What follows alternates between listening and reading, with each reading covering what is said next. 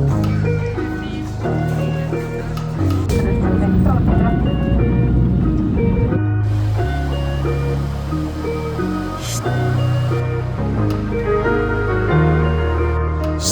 hello, another video. Something interesting happened, so I thought I'd film it. We were flying back from vacation. It was two flights trip back home. First flight got delayed, so we missed the connecting flight. What I decided was to drive home. So we got a rental car, an Audi A5 sports wagon, well, Audi A5 wagon. Now we have a car, and it is around 18 hours straight drive to home. Of course, with stops and with kids, it will definitely be longer. But I might feel something. This footage might be used, might not be used. My beard is all over the place. It is quite late, but we have the car, and we are ready to go back home with a car. Interesting. I haven't driven Audi A5, so it'll be interesting. Maybe give my thoughts on how the car feels, how the car looks, and so on after probably 2 days of driving. Stay tuned.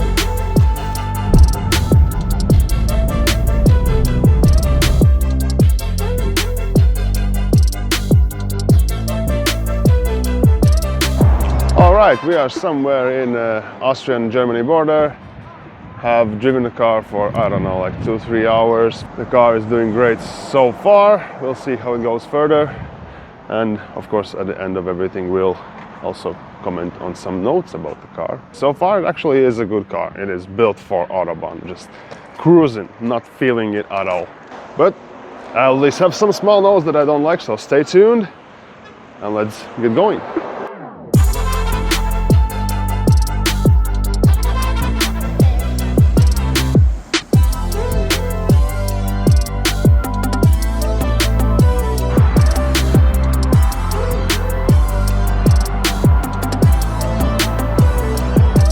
Okay, so I hope you can hear me. It's quite windy here and noisy. Another quick stop in Austria, so I thought maybe I'll cover up a little bit what is actually this car. So it is Audi A5 Avant, so station wagon, 2025 year model, a really low mileage, like I think I picked it up like 2,200 kilometers only. It is some sort of petrol engine. So yeah, 4 cylinders. Single turbo. Quite a lot of room left, so you can tell only by that there is some room to upgrade for higher tier models. Another interesting thing to note, I believe this is how car rental places in Germany avoid people using their cars on top speed on Autobahn. In the inside of the car there's a sticker that the car has all-season tires and 210 kilometers per hour is maximum. I thought that they were bluffing, but actually checking wheels on the car, they have 98H, so H is the speed index, which I believe is for 210 kilometers per hour maximum speed for those tires. So indeed, even the tire manufacturer recommends to not exceed 210 kilometers per hour on these tires, which we actually did. Not 210, I think 205. Okay, I think we should continue our trip. We'll probably find some interesting notes and pieces about the car along the way.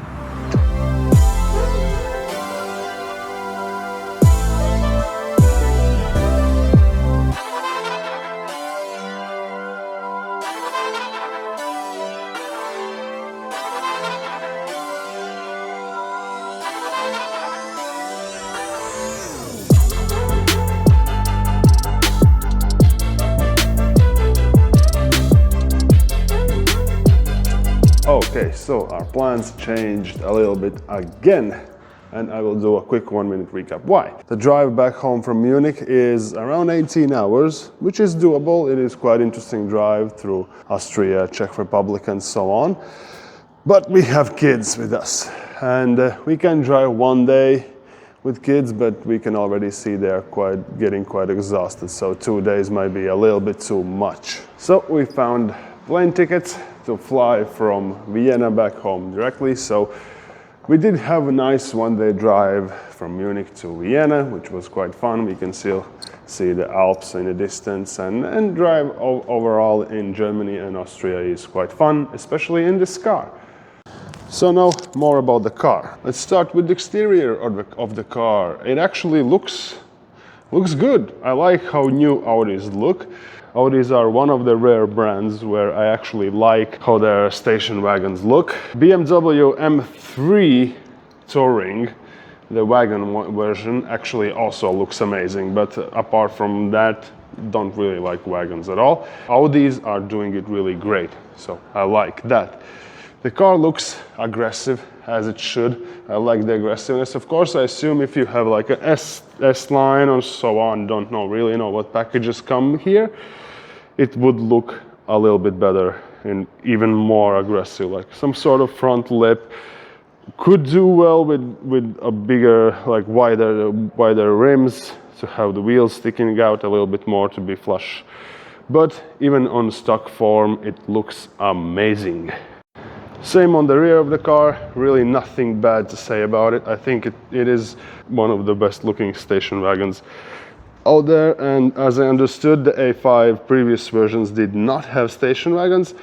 These models now again have station wagons, and I think it's really great. They look amazing. Now for the engine of this thing, as I mentioned previously, I'm not sure if I put that part on. I was not able to find what engine exactly this is. It is some sort of 4-cylinder turbocharged petrol engine. It is not powerful at all, but it has some kick in it. It looks sporty. It can be sporty, I guess, but in this version, the engine is essentially good enough for what it is. You can haul family in it, you can drive on Autobahn, it can do 200 kilometers per hour easily without any issues, so engine is fine for that, and that's essentially all you need in a real world from such car. Now moving to the interior. Of course, as it is station wagon, there is enough room here. Nothing really bad or good to say about it. It is just a whole lot of room. This shelf moves up automatically, so I assume if you fill it up with stuff, it will stay up, but there is some sort of electric motor which lowers it down, so I'm not sure what happens when you fill it up to here, because you would not instinctively think that this actually slides up. In the rear, as you can see, I'm driving with 2 kids. There is really quite a lot of room here. There is a center console for some drinks, or I guess toy cars. You can lift it up. And yeah, this car has, not sure if all models, but this model has 4-zone climate control. You can regulate climate here. And that's pretty much it. You have phone charging, but which modern car does not have it? They all do. So nothing much to say about the rear of the car. So now let's get to the most interesting part, which is the front. It is quite spacious. I like how spacious it is. There is enough room for everything. You don't feel compacted in the car, so they did a great job there. Screens, the infotainment system. It has some authorizations. It is rental, so I did not log in anywhere. Now it asks a ton of questions every time I start it. But that should not be an issue once you actually have the car for yourself or for a longer period of time. You can adjust a lot of stuff in here, as you would expect. And yeah, a lot of adjustments. The screen is responsive, I like that. What else is really good in this car, which I don't think BMWs have, at least not the ones that I've driven in, is the passenger also has a screen to control media. They can turn on the map and a whole lot of other things. I think this is really amazing for passengers and for long road trips in the car. Temperature is quite easy to change. You can just plug it in here. It is always accessible. Of course, if you want to make more adjustments, you need to go into climate control menu. Another really good part that a lot of new cars mess up the volume is still available as a dial, like a actual physical dial, not through volume buttons. The Maserati had it like in touchscreen, which is completely useless. You can change the volume without looking on the road. You can always find this. So about things that I did not really enjoy. Here, usually all the modern cars have like the orange light when you're driving on highway. When you have a car in a blind spot or right next to it, they have orange light for it. Usually it's integrated in the mirror itself. This car does not have it integrated in the mirror. This car has an orange light right there on the side, and it is really bright. Like at the daytime, yes, it's fine, you can see it, it is all good.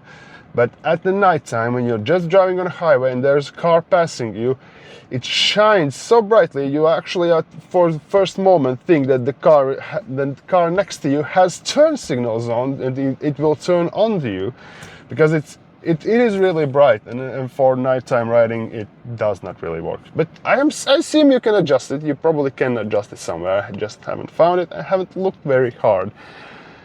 But if you can't adjust it, that's really a big minus for long drives, especially at nighttime. Another thing I find an issue with, that probably most of the cars have, they have really big this section for the sensors for the rain, and I assume cameras and other things. And because it's so big, I actually had multiple times in Munich when you sit at the traffic light, you're the first car at a traffic light. The traffic light is on the right side and it is exactly hidden behind this all crap. You can move your head to see it through the hole here, but for the most part it was always in the way. You had to try to find and look for the traffic light, like somewhere where the top light, or maybe you have across the street light, but not all like junctions have it. So this is really messing up driving in the city quite a bit, for me at least. So it seems like in the parking garage some sort of automatic lights went out, but that doesn't really matter for us. We can still continue to look at the car. Another thing about this car which I did not like, really that's a flaw for me that would be hard to overcome. Due to the spacious interior, which really is spacious, this section of the like the door, you cannot really lay your elbow on it when you're driving on a highway. At least I don't have the position, or you can move it a little bit like this, but if you're sitting up straight, you cannot lay your elbow on it, so your hand gets tired, because you want to drive with the right hand, because you have turn signals and so on to change lanes. You can do this, but it's quite hard here, hard surface. This is soft surface, but it cannot really fulfill that goal. Maybe if you sit more straight, then I could, but I like to sit quite lean back, and for me it doesn't work. So the hand gets tired quite quickly driving this car. So the lights went back on. Final thoughts on the car. It is really a great car. That's hard for me to say. I'm on team BMW. If you have seen my other videos, I just drive BMWs. But it is a good car. It feels like it's made by Germans, for Germans, driving on Autobahn, driving in high speeds, driving safely and comfortably on high speeds. So it is a really good looking car. BMWs are usually pushing it with the new car look, like with the big grills, going away from angel eyes and other things that people might not enjoy. People might get used to it in 10 years, and in the used car market they might look terrific, but for buying an actual new car, Audis know what they're doing.